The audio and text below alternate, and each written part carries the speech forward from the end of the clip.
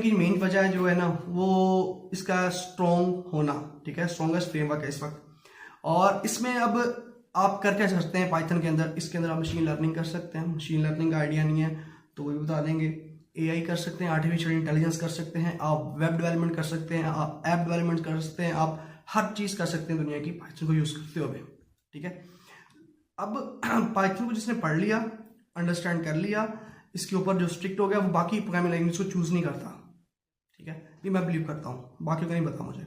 अच्छा, इसके अंदर क्या है, web development, data sciences, machine learning, artificial intelligence आप अंडरस्टैंड कर रहे होते हो।